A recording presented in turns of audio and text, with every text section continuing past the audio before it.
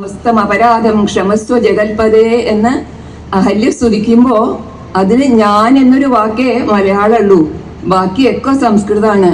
പക്ഷേ ഞാനത് ചൊല്ലുമ്പോ അത് എൻ്റെ പ്രാർത്ഥനയായിട്ട് മാറുന്നു. ആ വരികളില് ഒരു കല്ലുകടിയോ കടുംപിടുത്തമോ ഒന്നും എനിക്ക് തോന്നാറില്ല. അപ്പൊ മലയാളവും സംസ്കൃതവും കൂടി ഇത്രയും ഇടപഴകിയതുപോലെ തന്നെ അന്യഭാഷാ കൃതികള് നമ്മുടെ ഇതിൽ വരുമ്പോ ഇതുപോലൊരു സുഖം പലപ്പോഴും കിട്ടാറില്ല എന്നുള്ളതും ഇതാണ്. ഇന്ന് രാവിലെ മാതൃഭൂമിയിൽ ഞാൻ മൂസക്കുട്ടി സാറൊന്നൊന്നും വിളിക്കുന്നില്ല, എൻ്റെ ഒരു അനിയൻകുട്ടിയാണ് അത്. അദ്ദേഹം ലെറ്റേഴ്സിൽ എഡിറ്ററിൽ മാതൃഭൂമിയിൽ എഴുതിയത് ഞാൻ വായിച്ചു. ഈയിടെ അന്തരിച്ച ചരിത്രാധ്യാപകൻ NGS നാരായണൻ സാർ അദ്ദേഹത്തിൻ്റെ ഒരു കൃതി പ്രകാശം ചെയ്യുമ്പോൾ പറഞ്ഞ വാക്കുകൾ നന്നായിട്ടുണ്ട്. കൃത്യത